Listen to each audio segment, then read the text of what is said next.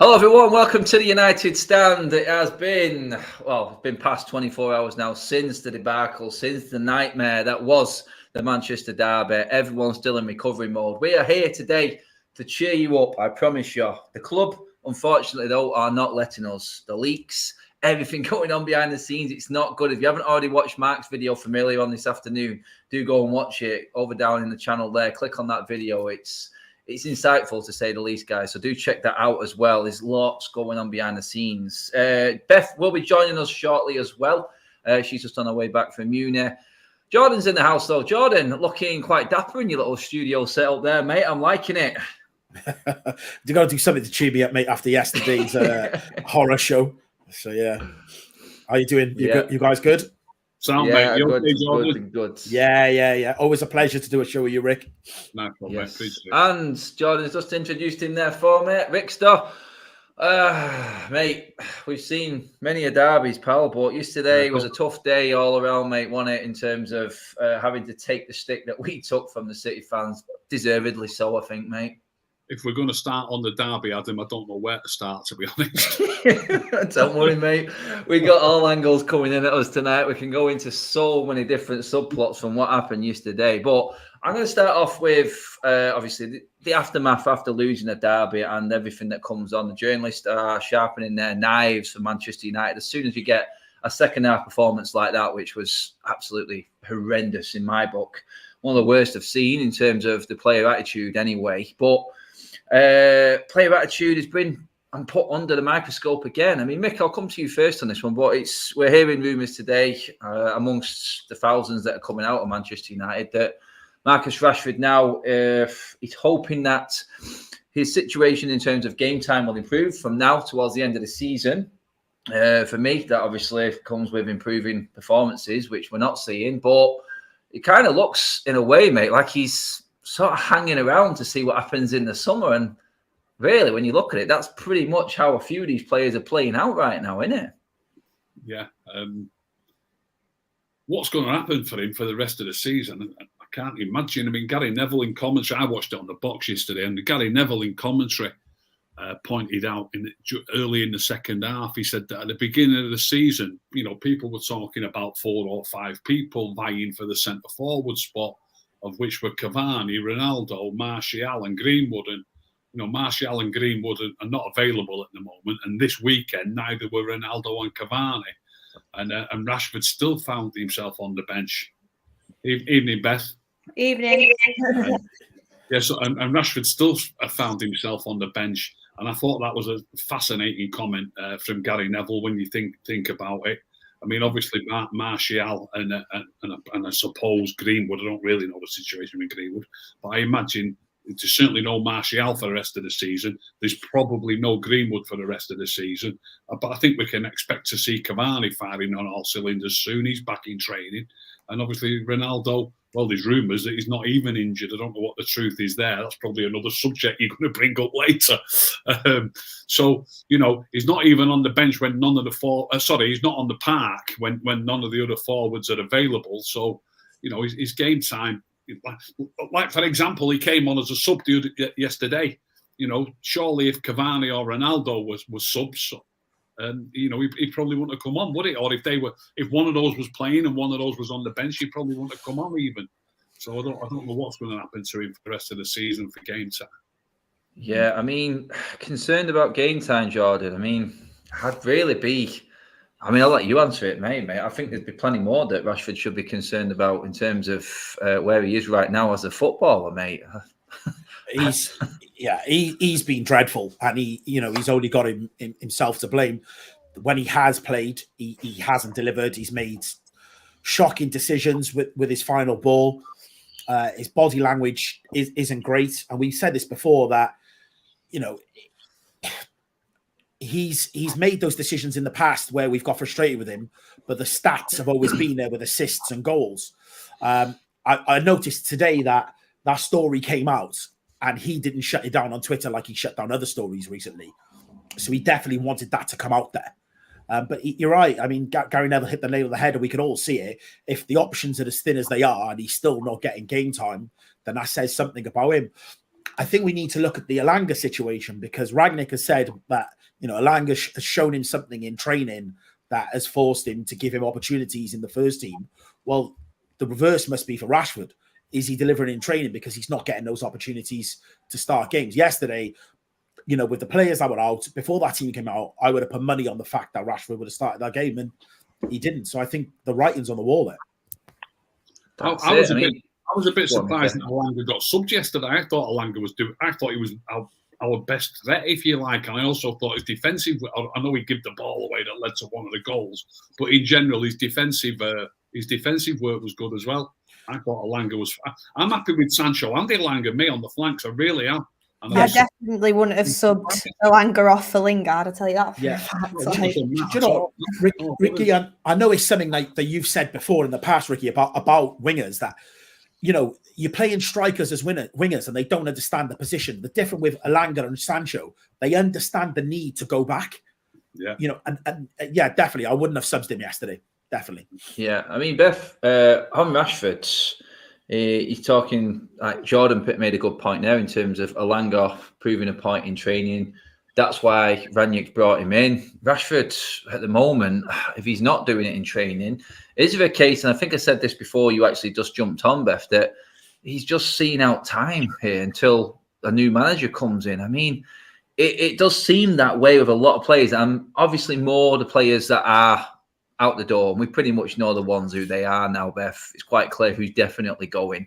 But Rashford just seems to be one of them characters right now. I mean, he doesn't look like he's that bothered about impressing the manager when he comes on, Beth. And is there a case here that he is, and it is rumoured that his contract is up in 2023. And obviously, he's going to be wanting a new deal soon enough. I don't know one Manchester United fan who thinks he warrants a new deal at the football club. And this summer could be a big one for him, a new manager coming in. It does look like he's just buying his time till a new guy comes in and see what happens. I think that's what a lot of the players are doing. If you really were playing for the manager, you wouldn't have seen what we saw in the second half yesterday. And I think we've heard from the leaks, we've seen from what happens on the football pitch that these players really don't.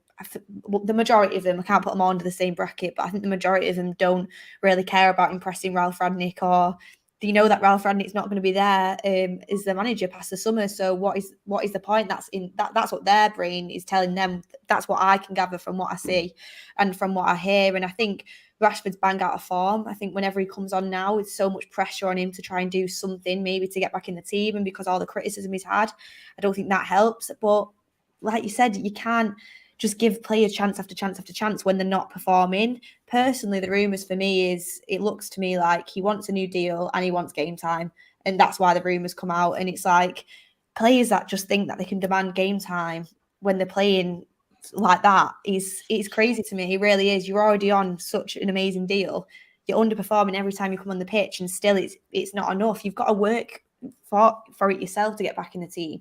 You've got to come on and impress. You've got to go out there and show us what you can do to get back into the team. You can't just leak a news story and that ends up happening. So it's just, I'm fed up of it. Every week there's something new coming out of the club. And to be honest with you, the board wrote off our season when they put Rangnick in there, and that they basically said we weren't getting a new manager till the summer. It shows no real drive to go out and do anything this year. And I think that's what a lot of players will be waiting for. They'll be waiting for the new manager to come in the summer. But I mean, if Ralph Rangnick's going upstairs and he's going to be working with the new manager, sure, you'd want a good impression. So I'm not sure what's going on, but I think you'll see a lot of players hopefully step up when the new guy comes in the summer. But there is some there that just simply aren't good enough. I've come to terms with now. I mean, Ricky, James Ducker in the Telegraph saying United have no intention of selling Marcus Rashford. I mean, he is the sort of pin-up boy for the football club at the moment. He's front and centre on Old Trafford on the big poster with the new training kit on it. The club have sort of dug this hole for themselves with Rashford in a way, haven't they, mate? Because he is that one. He's always there on every advertisement. They're posting out social media clips of him in his warm-ups at Old Trafford. And they're making him look like they're building him up to be big. I know you've been on this a few times, saying a lot of the fans actually think a lot of the players are better than what they are. I do believe that the football club itself is a lot to blame for Marcus Rashford's situation right now as well, mate, because the way they're loading him up and putting him out there, it is like he is the next best thing. I look at it from what the outside say, and I take a lot of attention from what other opposition fans say and everything like that.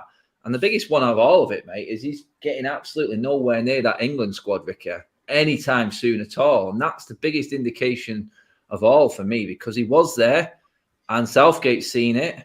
Ranieri's come in. I think he's been pushed into certain directions with it, but he's fighting against it. He's not impressed with it. The football club, I think, mate, has got a big part to blame in the Rashford situation right now, because that contract's coming up. No intention of selling him, mate. This could cause another problem. Could cause a big problem. I mean, you mentioned it. We don't want to speak too much about England, obviously, on this show, but you mentioned him getting in the England squad there, and it reminds me of the Euro finals last year, and he was in the squad, and I've never seen a squad with 6 wingers in it. You know, even England seems to be shoehorning him into the squad. They had Foden played a couple of games wide. Is it the Arsenal lad? What's he called? Saka. He played. Grealish played at least a couple of games wide. There was 6. I can't even remember them all. But there was 6 wide players, and Rashford was the only. Sancho started one game. Rashford was the only one out of 6 who didn't start a game. Why would you have 6 wingers in your squad? It's almost like England are treating him like we're treating him, like they're having him in the squad because of social media clicks or whatever else goes on these days, which bamboozles me. I don't understand it all, if I'm honest. But I really I can't imagine a squad ever having 6 wingers in it. So you've got 6 wingers in it, and only one of them doesn't get a start. What's he in the squad for, even? Yeah. I mean, Jordan, on that, mate, it does cause a problem further down the line, because we talked about the likes of Elanga coming in. You've got Martial, Donny van der Beek still on the books. Their agents will be looking at the situation. If they see Rashford getting a new contract, then that's going to affect them coming back. They're going to be thinking twice about coming back again. And if Rashford is there and front and centre and playing, then everyone watches United, mate. Everyone around the world knows what's going on in terms of who's on form. And they will see Rashford getting game time and will think, what are my chances of actually getting in this team? I mean, everyone's going to be looking at it, and potential signings, potential managers even, mate, looking at this situation thinking, why is Rashford getting in all the time? Why is it him? Why is it him? Because I don't see him playing well. We don't see him playing well. The rest of the world doesn't see him playing well. Yeah. On this altogether, it would seem. Yeah, I think the position he's in, I think it's 2023, but we've got the option of the extra year as well, haven't we? So there isn't. We like using that year, don't we, mate? Yeah. That year is our favourite year. Yeah. So I don't think it's a problem that we have to deal with this summer, because, as we all aware, we've got enough problems that we've got to deal with the summer coming. So I don't think it is something that's imminent that we have to sort. But because of his profile outside of football, there will be a lot of interest in Rashford, regardless of his form on the field. You look at a Newcastle, somebody coming in, wanting to spend money, wanting to have marquee signings, they would want to throw money at it. At someone like Rashford, and I think there's multiple clubs that would be in that same bracket. He still has that appeal, and I feel like, looking at, as a Welshman looking at it from an England point of view, I agree with Ricky. They were overloaded in that position, but I feel like his profile outside of football overpowers his performances, and that they weren't in a position to drop him and not have him in that squad. And fair play to Rangnick, he's come in, and it is a ballsy decision to leave him out, because I don't think Ollie would have left him out, and never did, regardless of what form he showed when Ollie was in charge. So he has made that decision. I still haven't given up on Rashford. There's some players that I'm ready to sort of say my goodbyes with, but with Rashford, I still feel like the right manager comes in and puts his arm around him, I still feel like there is a future there for him at the club. I agree with that to an extent as well. Like, the thing is with Rashford, what people do forget quickly, like Elanga's come onto the scene, so Elanga's the new one that everyone's obviously banging on about, but the same thing could happen to them. With players, sometimes they end up developing and becoming a great player, and sometimes they just end up being stagnated. At the moment, I feel like Rashford is at that stagnated point. Like, if anything, he's gone backwards. I think, from when he first came onto the scene. But there was that year where he ended. How many goals did he get? Like 22 goals for United, and yes, he wasn't playing at his best, and he's been an inconsistent player for quite a long time. But I do think there is someone in there. I really do. But I think he needs the right management. He needs the right coaching. And I think he needs a lot of coaching. I think he also needs to look at himself, because what you see from him game after game is he's making the same mistakes game in, game out. And it comes a lot down to his decision making. He often passes it when he should take someone on. He often takes someone on when there's an easy pass on, shooting when he should passing it when he should shoot. It's one of them situations where I do think he needs to really look at his decision making, and he needs a lot of coaching, I think. But there is someone in there. We've seen it. Sorry, Rick, go on, mate. Can I just? I take it some of you, if not all three of you, saw the press conference on Friday, and Rangnick brought up Rashford, and he spoke about him. As if he was speaking about one of the absolute younger players. I know Rashford's not old, but he's 25 this year, and he was speaking about that, don't you? He was speaking about working on him to improve him, and you know, I can't remember it word for word now, but he was basically saying, you know, I believe I can make him into a better player. Now, I don't hear him saying that. Alanga's 19, isn't he? How old is Sancho? Is he 21, 22? 20, isn't he?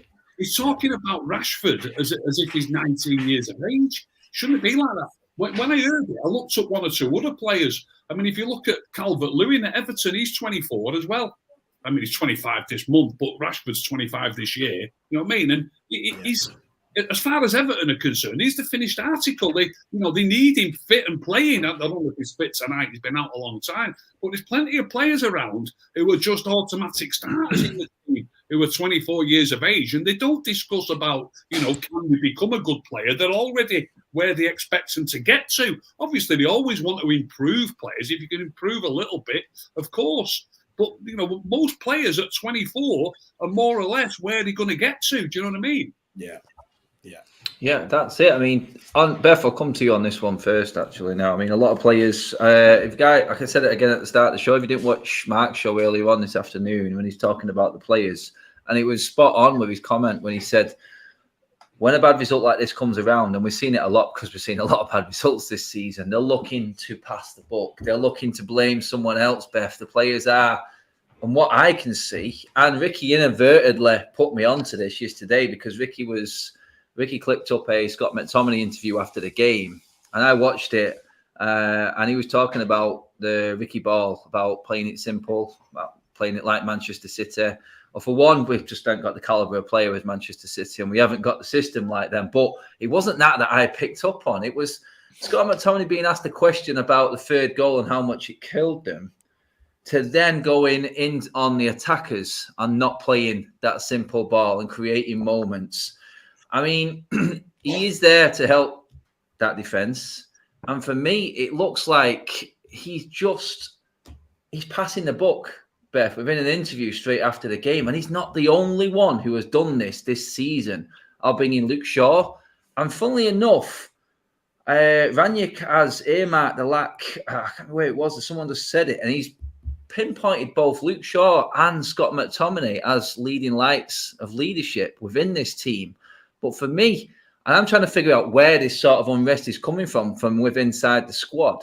But Rangnick has said them two specifically, them have come out of his mouth as like the leadership qualities that he likes. But I can see these actually being part of a problem within the rest of the squad, Beth, because I've seen what Scott McTominay said. If I was a player in that team, and I was looking at what Scott McTominay said there, because we can blame the forwards over recent weeks. They have been underperforming, not put the ball in the back of the net, but we did create one thing. We didn't get over the halfway line, Beth, in that second half. And that is down largely in part to the midfield and the link-up and feeding these forwards.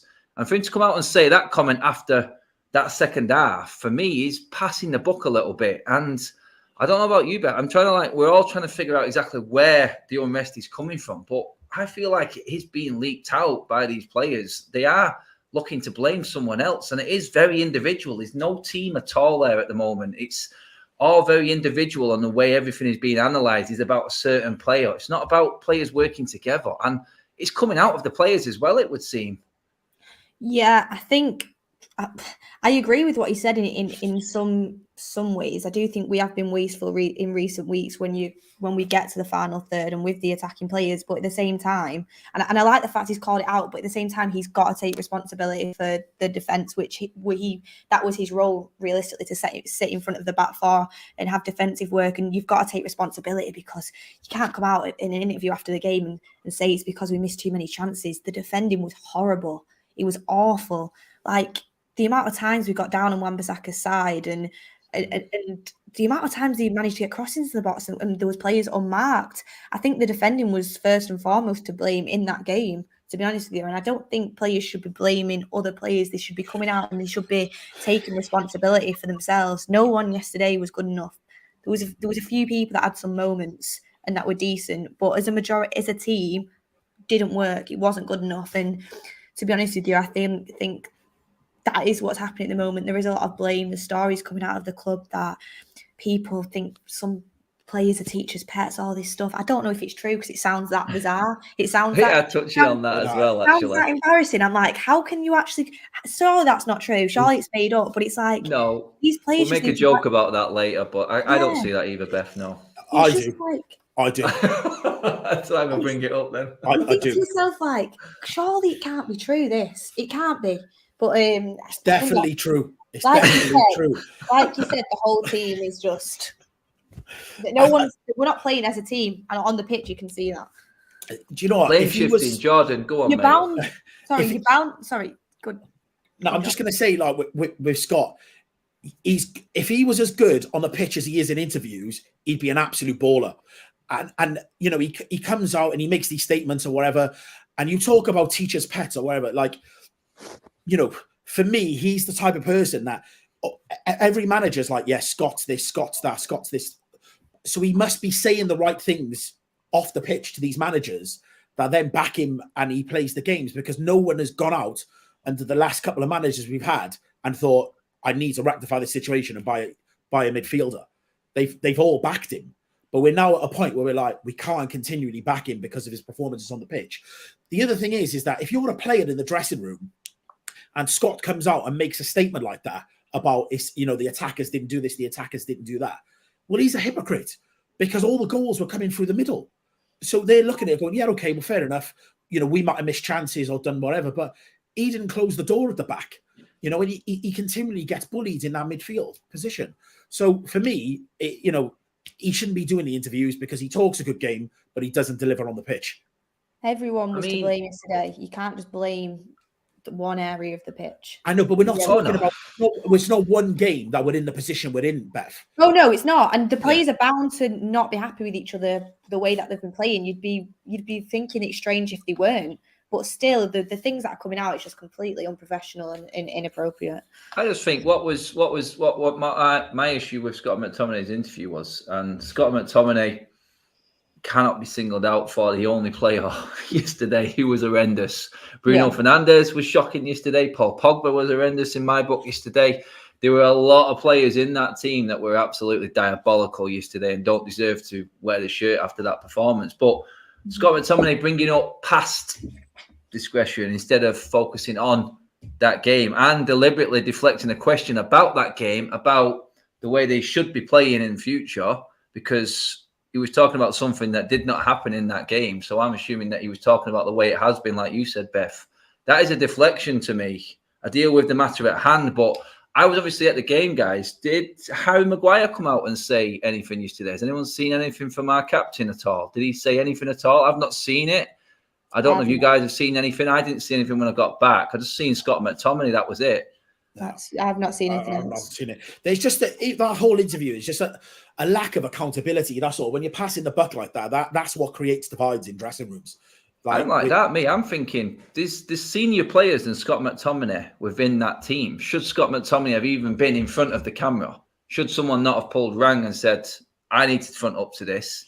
You know what I mean? Scott, I know he's 26 and we're talking about young players like Ricky said before, and you expect a player at 26 to be at the peak or at least showing exactly what he's made of by that time. But I would have thought the captain would have come out personally and owned up to that, because there was a lot of fault at that. I mean, Ricky, mate, on the defence there, obviously, Maguire's had a lot of criticism recently. I think we were all worried when Varane was out with COVID in that game. I think every United fan took a deep breath with that one. On the Maguire situation at the moment, I mean, the criticism is going to keep on mounting because he is the captain, Ricky. I mean, you're not a massive fan. I don't think you ever was a massive fan of Maguire. I mean, in terms of organising that defence yesterday, I mean, we were carved open in the middle constantly, and the leadership issue is going to come into question again, mate. It starts at the back, mate, especially in a game like this, doesn't it?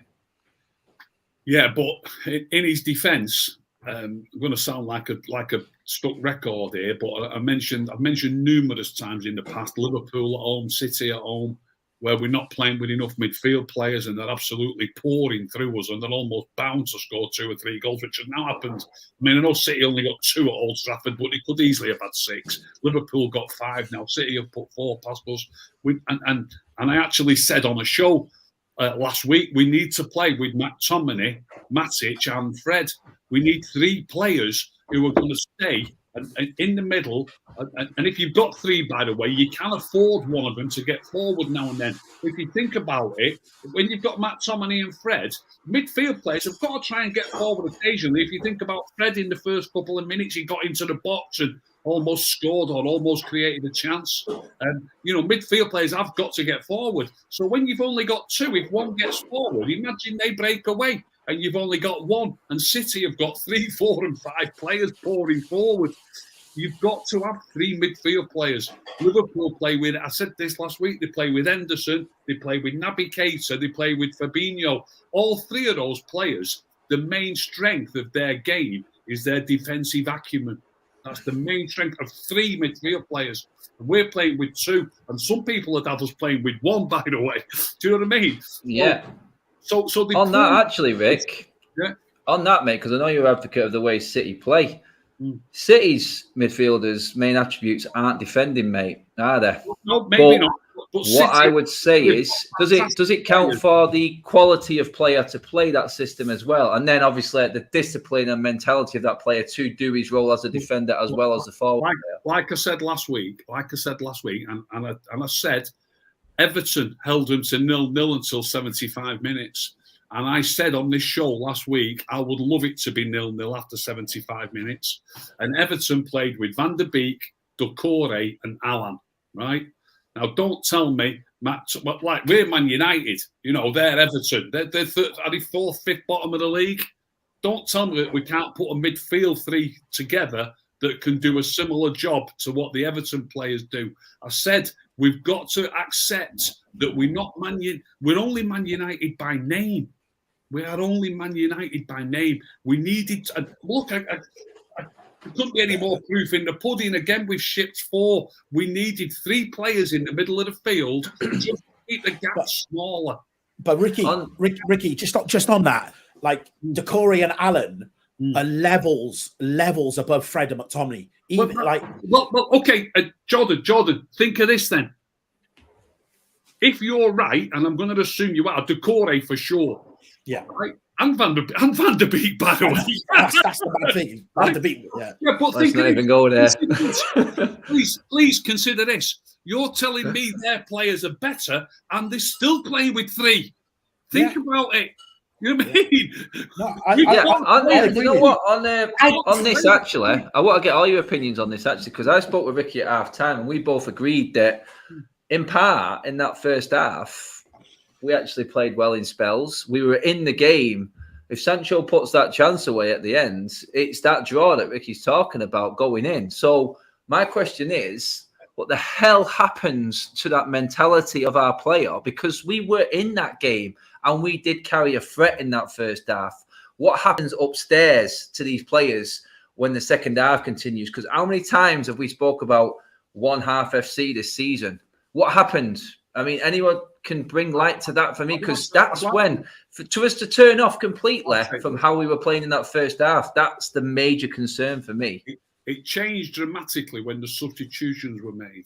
I've studied the first 20 minutes of the second half today meticulously. I've watched it twice. There wasn't a great deal of difference between the first half, and I'll come up with a few things in a minute before anybody goes, oh, no. The second half, in the first half, obviously we got the goal, and we didn't really have good chances otherwise, but we had moments that might have become a chance. You know, we got forward. I remember McTominay putting a good ball across that went out for a corner, like we had the Fred incident. We had moments that could have become chances. Now then, I've studied it today, and you'll remember, I'm sure between you all, you remember all of these. These are in the first 20 minutes. So this is once every 4 minutes in the second half. Do you remember the ball that Pogba tried to put through for Elanga, and he didn't quite catch it right? And Elanga would have been through if it had a bit more strength on it, but because it was a bit slow, Cancelo got a tackle in. Yeah. They're only little moments, but these are the things that when you're under pressure, you're hoping that, you know, it gives you a bit of hope. You know, this can happen again. Another thing that happened in the first 20 minutes of the second half, Bruno tried to put Elanga through, and he slightly underhit his path. Oh no, he just missed it a little bit. It was more in the path of the defender. And Gary Neville said on screen, Elanga deserved to get a better pass there than he got from Bruno, and Bruno shouldn't be. I think Bruno was moaning at him or something. Then Fred put Elanga into a situation where if his touch was better, he would have had a chance. But Cancelo got a tackle in and it went out for a corner. It went over his own crossbar. This is in the first 20 minutes. McTominay put Bruno into a brilliant position in the inside left channel in the box. And we had too many in the box. Because nothing happens and the cross isn't great and the keeper cuts it out too easily, people just forget about it. But that was as dangerous a moment as we had in the first half. It's just that the cross wasn't good enough, and we did have two people in the box. And there was one other situation, and now I forgot it now. I was determined to remember them all. But we had 5 moments in 20 minutes where we didn't actually create a chance. But just like we did in the first half, it was almost there. And it was giving me personally, it was giving me hope. I don't think there was much difference between the first half and the first 20 minutes of the second half. And then he made the substitutions. Once he made those substitutions, the game was up, in my opinion. I personally seen it, and if Graham, one of the fan bloggers, messaged me, I personally agree with how he's seen it. I've seen Pep figure out the threat from United, and he changed it, and United couldn't adapt. That's how I seen the second half. And then moments may have been there, fleeting as they are, and it's clutching at straws at best. We were fleeting in the first half, so realistically, we were just probably overhyping it because we didn't think. But I thought we was actually brave in possession in the first half in spells. I thought we actually did play with a little bit more conviction in the first, and especially in passing and keeping hold of the ball. You needed to. What happened was players were getting the ball in good positions, and a lot of the times I thought they were like debating what they were going to do. It's like, just go out, just do it, go for it. Do you know what I mean? It's like, it's not always that you've got to go forward constantly, but they needed to be a bit more decisive.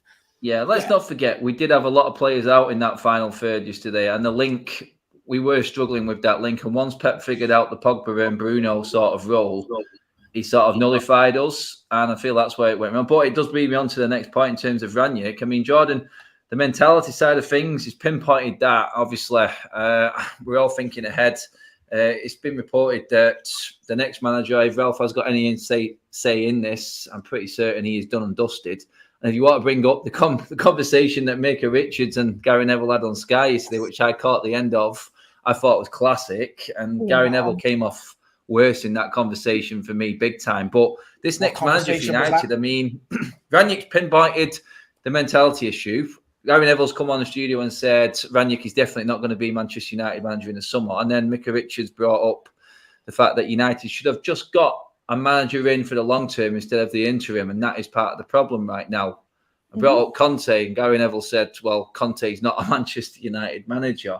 Starting the rumble in the jungle, what was in the Sky studio yesterday. I was baffled by what Gary Neville's defence was. But in terms of that next manager, I mean, right now I'm looking at Ranić is pinpointing issues, and he's the first manager to do that. We spoke about that, mate. The next manager, I mean, we spoke about it last night, the amount of players that are leaving this football club, mate. I mean, it's a big, big ask and a lot of mess to figure out. And I do fear for the next guy coming in having absolutely zero effect because he's not got much to work with. Well, no, there's I don't know. There's 2 ways to look at it, isn't it? Because I actually don't think that's a bad thing. that a new manager is coming in and he hasn't got all these, prima donnas locked into contracts and can't move them on. It's almost like a clean slate for somebody to come in. And as long as they're given the money to reinvest back in the squad, it's for them chance to put their own touch and vision on the team. For a new manager to come in and be like, right, you've got this player for 3 years, but he doesn't want to be here. You've got to sell him or whatnot. There's a lot of players that are just end of their shelf life with Man United and will naturally have to move on. So I don't think it's a bad thing. However, it is on the board to put the money up. This talk of 80 million, and that's all we're going to get given, guys. Apparently, it's 50 if we don't get Champions League football. Yeah, but I think that's nonsense though, because you look at the track record under the Glazers. Whenever we don't get the Champions League football, they're then forced to throw more money at it. So I don't think it will be 50, but I could see it only being 80. But is that just 80 million and then it's what we generate in sales? Because if you look at the players that are leaving, there actually is they're all going for now. Yeah. How do you attract players as well in the current state that we're in? I mean, Beth, we've spoke about it many a times. I mean, Ten Hag, he's up there. We talk of Nagelsmann now all of a sudden come out of nowhere again. Big admirers. They're just throwing names out there. But in what you're working with, if you, like Jordan said, you're trying to recoup money, Pogba free, Lingard free, Cavani free, Ronaldo going somewhere on a free. If we don't make Champions League, there's 4 international first-team players. Let's take Greenwood out of that as well. There's 5. There's the Donny van der Beek and Martial situation to deal with. You cannot replace that amount of players in one window. If there's a manager coming in who's a specific style of football, then a Nagelsmann, Ten Hag, I look at the way them managers operate. They need tools to operate. And our board, like Jordan said, cannot give them that. And that's why I'm worried more going into the summer. The players that have given up right now is one thing, but the mess that's going to come in the summer, in the short window that we've got, it could escalate even more. It's worrying because I said, we were talking about it on the fan forum. Realistically, I look at it, I think we need a striker, 2 midfielders, if not 3 midfielders. I think we need 2. Like, you could settle it just the fullback is in the right back. And then it's like, how much money is that? When you talk about United and scouting people and getting players in, it's going to be a hard task in the summer. And like you said, I can see all them players you mentioned go in. And I saw something the other day that said apparently Sevilla, Martial is coming back to Manchester United after the loan with Sevilla, and then you've got to make a decision over him. Knowing Manchester United, do we keep Martial as the striker and we prioritise our money elsewhere? But to me, I think we need a striker, definitely. But Manchester United are going to be looking to cut corners because of the amount that we need. And any new manager coming in, each one's going to have different ideas of what he thinks he wants and the players he can work with. But the sooner you get one in, the better realistically, because they can evaluate the squad and they can see what they want and you can put plans in action to get what we need. I think when you look into summer, it's not about marquee signings. It's about getting players that are better than what we have and have got potential to be great. That's what it is about, because we've not got the money to spend. And there's a lot of positions that we've got in this current team where the players aren't good enough and they won't be good enough. That there is. And with the players that are leaving as well, you look at Pogba leaving, I think he's a big one for us. I think when you look to the midfield without Pogba there, yes, you need a CDM, but you're basically putting everything on Bruno then to try and get some sort of creativity. And we've seen how in and out of form he's been. So that needs addressing. You also can't go another season without a CDM. So that needs addressing. Dallow's in and out of the team. Wan-Bissaka's not good enough. That needs addressing. Striker situation, that needs addressing. It's a big summer for Manchester United and it's not all going to be solved in one transfer window. I mean, Vicky, are you for some of the younger players getting given a chance in this team? I know you like Alanga when he came through. Could be a case that come the summer, we do see a few more of the youth team players. I mean, fullback is one issue I want to talk to you about, Ricky. You're a big advocate of Luke Shaw and obviously Diogo Dalot. Diogo Dalot's come out and said he's mystified why all of a sudden he has been dropped out of the team. And yeah, Wan-Bissaka, obviously 2 games in a row now, big games as well. Dalot seems to have lost his place again. He's not happy, apparently, according to reports. I mean, I know you like Dalot as well, Ricky. I mean, would that be an area that we need to look at as well? I want to say about something about the manager here. There's a complete lack, in my opinion, a lack of imagination. He brings Lingard on for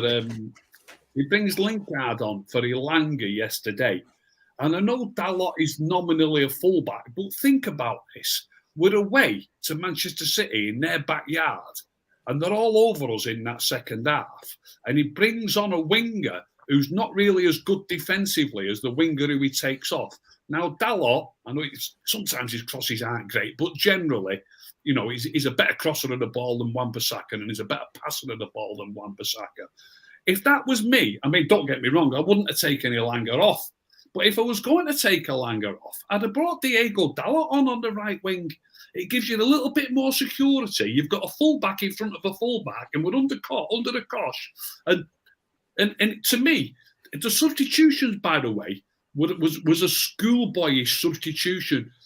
Just like I've said from the beginning of the game, you need to stay in the game. And at 2-1 down, you're still in the game. Don't throw forwards on against a team like that, thinking that you're going to get... Well, you probably saw the thing I put on Instagram. The moment he put the subs on, I said, I put a thing on Instagram. I put it on as soon as they did it.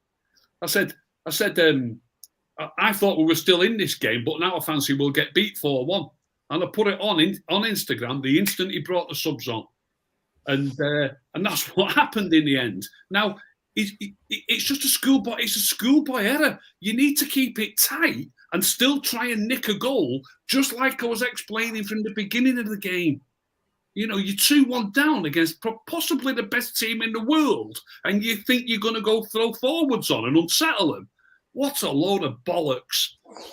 Ricky, calm yourself down, my friends. But Jordan, on Ricky's point there, I completely see the logic. I see the logic in Dalot. I completely see. I actually think he's a better forward than Lingard right now anyway. So I can see that, to be honest. If you're going to put is it me, or when he comes on the pitch now, he just doesn't get a touch? No, I didn't even know Lingard was on the pitch. He's laughable at the moment, that man. But Jordan, mate, does it look like them substitutions, like we said at the start of the show, it seems to be forced upon that these big England names are built up and they have to have an appearance for some reason all of a sudden. And I go back to that Lingard deadline day. We were all there, mate, laughing our head off that this was happening. And since it's happened, Lingard has been making more and more appearances, like fleeting, pointless appearances since that transfer deadline announcement from United. I'm thinking, has Ralph actually got a say in what actually happens here? Because it seems like he's being forced into playing certain players here. And people are saying, no, the manager's in charge. And do you know what? The more I look at the football club, the more I'm believing that the manager has got absolutely, well, I won't say no control. I'll say he definitely not got 100% control of what happens with these players, mate. I don't think he's the level of lack of control to the point where he can't make the substitutions he wants. I agree with Ricky that the manager has to be held accountable for, what's happening on the pitch in terms of the substitutions. It didn't make any sense to me. The Lingard thing, he is a player that has mentally checked out. The one thing about him, regardless of whether or not he was offering assists or goals, he had legs about him and he used to be all over the pitch. He was like a rash. I didn't see him yesterday. Like I didn't see him at all. Like he offered absolutely nothing. And I don't understand it. I don't get it. And the same has happened since January. Anytime he has made an appearance, there's not one game he's come on, I've looked at and gone, do you know what? He's actively affected a bit of change. Now the thing is, if he was playing for a move, then he would have a bit more about him and want to add goals and assists and commit. But because he knows that he's out of contract, he knows 100% he's getting a move in the summer. So what's the reason for him to be try over and above, what he's doing at the moment? So Rangnick shouldn't be playing him. There's other players that should be getting games. If we've got to go into the youth, then we go into the youth, and that's what we need to do. I just really don't understand it. But you're right. Matic for me should have come on and tried to get some level of control in the middle of the park. And I also don't know why Dalot isn't starting. I thought Wan-Bissaka was absolutely awful yesterday. Really bad. At half time. So poor. So bad. And it wasn't like he was going to go out and suddenly get better in the second half or after 60 minutes. So just make the change. And this is where Rangnick needs to be held accountable. This is it. This is why it's so obviously wrong. You tend to then think, surely, in his experience in football and his philosophy, that he knows Lingard isn't going to offer us anything. I can't remember him tracking back. I really can't. I mean, I seen one point where I think City lost the ball. It was a bad pass from someone in one of their moves going forward. And I think it was Elanga going down the left-hand side. 5 players sprinted from blue shirts, from midfield, from forward, and surrounded him and took the ball. That's dedication to a system. And it's just impossible for Rangnick to actually work with these players, I think. I don't think he has anything, unless they're fully on board. And it doesn't matter what formation it is. Doesn't matter what formation it is. If you've got players that are willing to work and put the yards in, that formation will work. I just don't think we've got willing runners. I don't think we've got anyone fully behind this manager in this team right now. And they are just playing out time till the summer. And the deflection from social media, interviews and everything after that game convinced it for me that they really do not care. They're looking for scapegoat. I think Gary Neville made a comment about the United fans just drifting out of the stadium after 65, 70 minutes. Slowly but surely, there was hardly anyone left. I mean, I was stuck with the City fans, so God, that was bad enough on its own. But I didn't see many of the United fans leaving, but I don't know if it looked that way on TV. But ultimately, Beth, these players have got no connection with the fans. They've got no connection with the manager. And right now, they're crying for help right now, these players. And they're being shown up for what they really are in my eyes. Well, I couldn't believe it when I saw, I think it was Grealish or Foden was on the left-hand side and Elanga was going back and forth between the players trying to get a tackle in. While Wan-Bissaka's just stood there. You see Elanga turn around to Wan-Bissaka. And Wan-Bissaka, you can say he's one of the senior players. He's been in the first team for like 2 years now, is it? Elanga turns around to him and says, help me out. Like, what are you doing? A 19-year-old's having to turn around to the senior right back and tell him to help him out and get back. That is a problem. Yeah. The 19-year-old youth player shouldn't be having to tell a senior player to work harder. Do you know and it's like, I can't believe Pogba came off as well. He has physicality. He can get back. He was the only one that was creating half chances here and there. I thought it was only a matter of time before he pulled off another ball to Sancho, another ball to Elanga. Yeah, it wasn't his best game. But sometimes you've got to look at the potential of the players you've got on. I knew for a fact, like Ricky said, as soon as Lingard came on, potentially Rashford as well, they weren't doing anything. You just know with certain players, it was wasted subs. So, yes, the players are at fault. They didn't work hard enough, but I thought the substitutions were very poor as well. And that's one of the first times I've really been annoyed at the substitutions that he's done. Yeah, definitely. I mean, going forward now, guys, obviously, I think we can only look at the manager situation going forward. But I do believe that squad is going to determine what manager actually walks through that door because they're not stupid.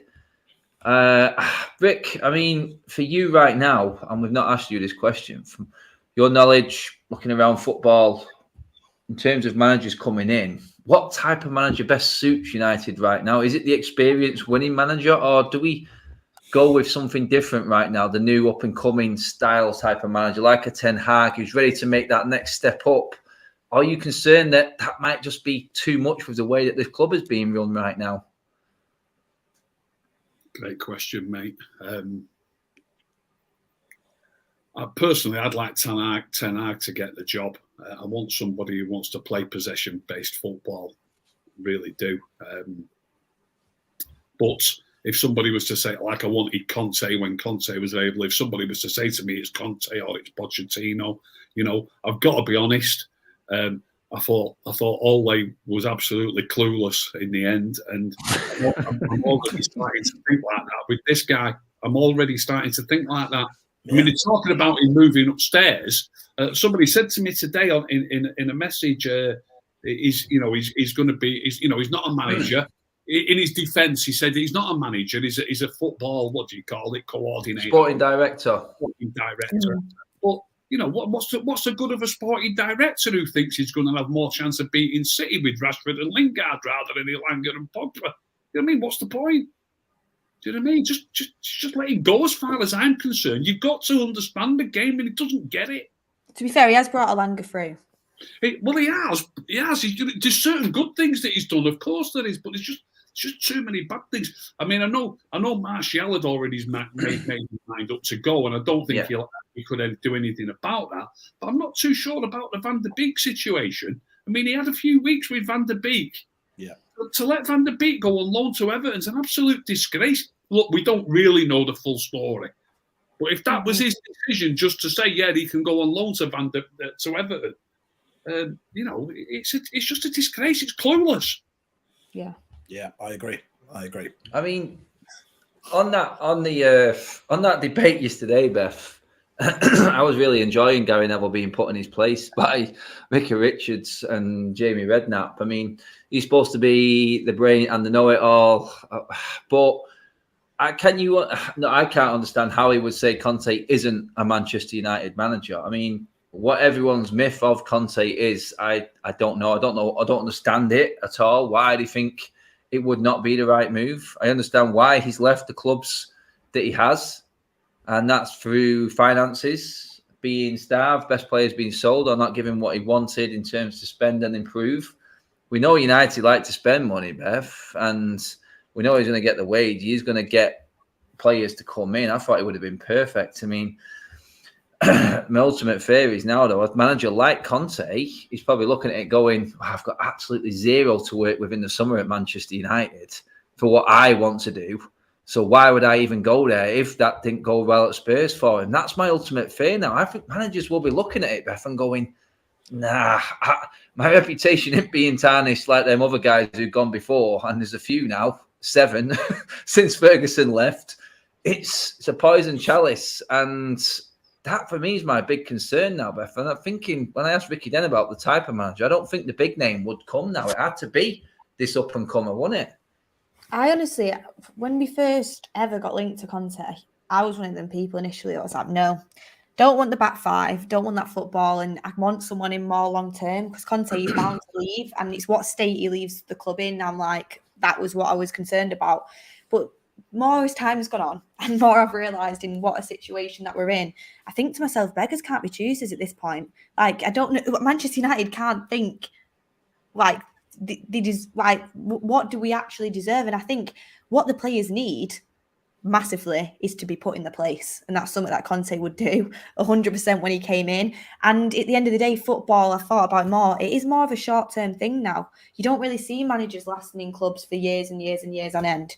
So if Manchester United want to win stuff, they want to realise who the bad eggs are and have them weaned out of the club, Conte would definitely be the person to do that. So I'm not opposed to it, but like you said, it'd be difficult to get somebody like that now. But I do think there's a chance if he left Spurs because of what the situation that's happening there. I do think he'd come to Manchester United, but it's just whether that's going to happen, and I don't think it will. I think the options that there are out there, the Pochettino and Ten Hag. I also don't think the club would ever have the balls to go out and get a Conte. I really don't. They wouldn't want the back chat. For example, when Mourinho came out and said, I got given this money, but I never got my first option. I didn't even get my third option. Conte would come out and do the exact same thing, if not worse. And the club don't want that. So I don't think it's an option, really. Yeah. I said this, but just jumping on that point quickly. I said this before that, Conte's kicking off at Spurs because they didn't spend enough money in the January transfer window, but we didn't spend a penny. So you can imagine that it'd be a very short relationship between the board and somebody like Conte. And it's the exact reason they're not going to want a Conte. They wouldn't want a Simeone or anyone that they can't micromanage. They want somebody that isn't going to put any kind of pressure on them and accept the business model for what it is. And unfortunately, us as fans are more demanding than the managers we got in charge. And that's why they're happy with the Rangnick. Rangnick, it's a great opportunity for him. He's happy. He's not going to be putting pressure on the board. You've seen in January, they told him Lingard was staying. He didn't kick a fuss up. They told him they weren't signing a CDM. Again, he didn't kick a fuss up. This is the type of person that they want in charge. That is it. I mean, to finish the show. Sorry, guys. I know it's depressing, but it's facts. It is facts. The facts hurt a lot of people, and they can't handle the facts. But that is the reality right now with this football club. I mean, looking at the players and the unrest again, I'm trying to salvage something from this season, and I can't physically see it on the pitch when I'm watching the game week in, week out. But I mean, for you guys, is there any hope of salvaging anything this season? Maybe a little bit of a run here and there, or has it got this bad? And I want to ask you all actually before we finish. It's like for me right now, I sat there yesterday, and bad enough listening to City fans in front of you being bounced around when the goal goes in, or 4 of them go in. But then for them to turn around and look at you and do a Posman as you sat there whimpering and just like, there's got to be more to life than this. I thought, you know what? This feels like the worst I've ever felt. And that's why I think they titled my fan vlog that. It's the worst ever. And in terms of seasons, Beth, I mean, have you ever felt, and Moyes was bad, but have you ever felt worse than this right now as a United fan? Moyes was pretty bad, not going to lie. That was, do you know what? It's like the last, I can't remember it feeling good, to be honest with you. But no, like when you think about it, I thought when we came second with Mourinho, that's when I had some hope when that happened. And then when we came second with Ollie, I had some hope as well. Apart from that, I've really, that's when I had hope. Apart from that, I've been disappointed with the way this club's been run for the last 10 years, to be honest with you. I think we're in one of the worst states now because you look at the potential and you think, where are we going to go? But it's not been good enough for years on end, realistically. We've just been covering up the cracks year after year. And it needs a massive reset. What we need Jordan, to do, mate. Go on, Rick. Sorry, go on, pal. We desperately got to try and get through this game and get into the quarterfinals of the Champions League. Atletico. And then get absolutely battered when a team like City comes on. Well, you never know your luck. You know, we're desperate to draw the winner of probably Ajax and Benfica, aren't we? Look, there's going to be an easy game, but we're desperate to get through and get that draw. And, you know, you get to a semi. Look, it's not going to be easy, but we could get through that. He's got to start playing with 3 players in the midfield. And before anybody jumps on me, and people will probably jump on me in the comments, and like Jordan just said, he mentioned the Everton midfield players being better than our midfield players. That's the exact reason why we need more midfield players. It's the exact reason. When Liverpool have got Naby Keita, Fabinho and Henderson, all of their strengths are defensive strengths. When they play Norwich at home, they don't change it. They don't go over play with an extra striker. By having 3 midfield players like that, you stop them from getting out. You're forcing them back and they can't get out. You're covering more of the pitch. And the problem is star names are going to miss out. For us to get through, we need those 3 midfield players who are going to do the defensive work, do the dirty work and pass the simple balls. Forget about the glory balls. Forget about somebody making a chance. It's about making it difficult for the opposition. We need McTominay, Matic and Fred. Liverpool play with 3 defensive style players. Then they've got 2 wide men. Now, I'm not saying they're as good as Liverpool's wide men, but Sancho and Elanga are playing well. We need those 2 wide. Then there's only room for 1 striker. We've got to do it. We've got the best fullbacks in the league, I think, at attacking as well, which is where that makes up for it with Liverpool, because they are pretty much the best at what they do in the league. We've got to stop the opposition scoring goals. We've got to. We have done. We have done recently. We have done. We had a complete meltdown in the second half against City, but past that, we actually have, as a team, been solid. We talked about how wasteful we've been up front and blaming the forwards because the defence has been okay. I mean, I thought that was Lindelof's worst performance in about 3 months yesterday. Just happens in the worst game for us. But, I mean, I'm looking forward now. I totally agree with Ricky in terms of that Champions League is massive for this football club right now.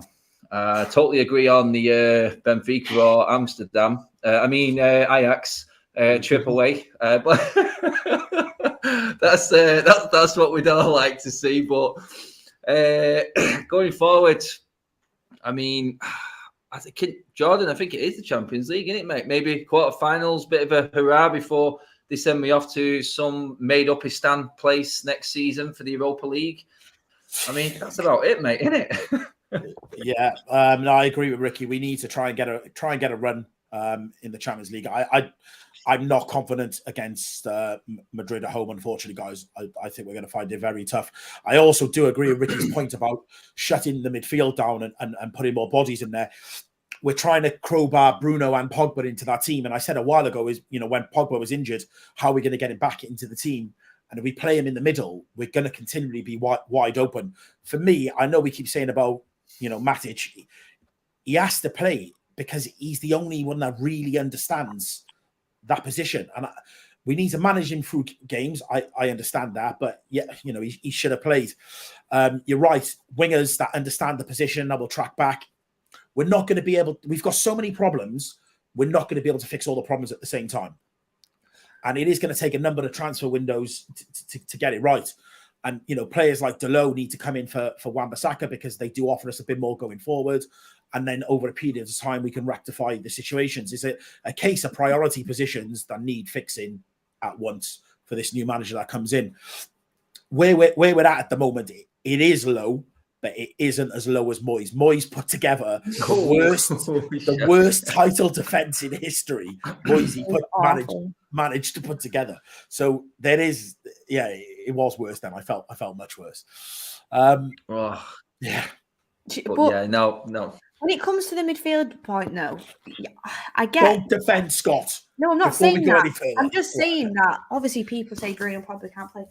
In Bruno and Pogba, we saw him against City playing basically both as centre forwards. Sometimes it comes down to what position these players are actually playing and where they are on the pitch. Bruno's played as an 8 at Sporting. He's played as an 8 in Portugal. You can put him in a midfield, and if you tell him to be disciplined and tell him to play that role, it can happen. But that's not happening. You see him pressing at the front line. You see him playing basically as a false 9. If you put him in the position, you've got quality on the ball, but you've also got someone that's covering the position and getting back as well. It's about where these players are on the pitch structurally as well, though. Beth, I've got to disagree. Players have a natural instinct. When you play football, you've got a natural instinct of how you play the game. And Bruno's going to take risks, and he's going to take too many risks. And he's also going to want the bomb forward. He's not going to play the role how you want him to play the role, as much as you might like him. And this isn't a criticism of him, as much as I don't rate him as a player, by the way. This isn't a criticism of him. All players have got a natural instinct. Bruno's natural instinct is to try to play long balls, try to play difficult balls. He's got a natural instinct to try and get forward. We need players in the midfield. I don't want to bang on about them down the East Lancs Road anymore, but players like their players. Now, we haven't got players as good as their players, but we need players who want to defend first and who want to pass it simple and who want to force the opposition back by continually staying in line and being in position to mop stuff up that comes out of their box and keep them back and not be out of position. We need players who want to defend first and foremost, and that's what Liverpool players do. And we don't need to be thinking about who's going to score the goals or make the goals. We need to be getting clean sheets and keeping the opposition back and nicking a goal as we go along. That's what we need. We got a clean sheet against Watford. You've got to play at least one of Pogba or Bruno in the midfield. You can't go out there. You haven't. Well, I'll tell you what. To split this conversation up, our most consistent football, and I said this the other week, I think, was Matic, Bruno, and Pogba in a midfield, and we had Greenwood, Rashford, and Martial. That's the most consistent I've seen us play, and that was under Ole.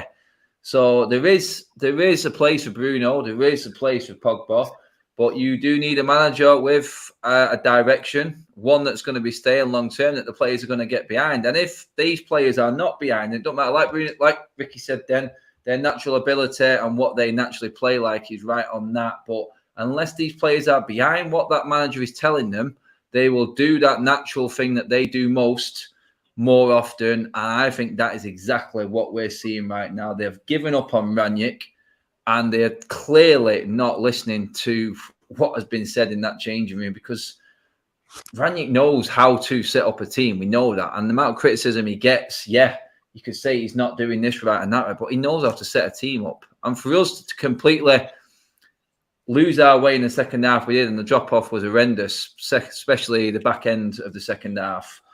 It's unacceptable as a Manchester United player. You at least dig in and keep the scoreline down, except that just stay in the game, get a corner, maybe defender can go and get a header or something like that, play percentage football. I understand all of that, but if these players aren't on board with the manager, it's going to fail ultimately. We are going way over time. I've only just realised, guys. Sorry.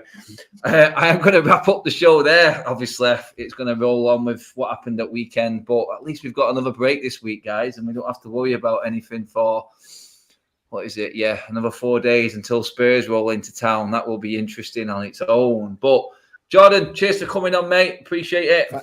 Mate, I got Thursday night vibes.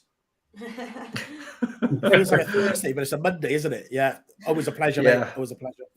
God, yeah. Well, don't get too used to having the Thursday night shows, mate, because that Europa League jingle is coming back soon, I think. Well, Rick, love to have you on, mate. Brilliant show, pal. Really enjoyed it. Thanks for having me. And I've got to say, I think it'll be Thursday night football, but not in the Europa League, I'm afraid. Oh, he's going conference, Beth, just to drop the bomb at the end of the show. He's going his Europa League conference. Beth, cheers for coming on, though. Please say something nice before you go, please. Yeah, thanks for putting me in such a good mood for the night, guys. Guys, cheers for watching. Give the video a like on the way out. Smash the subscribe button, bottom right-hand corner.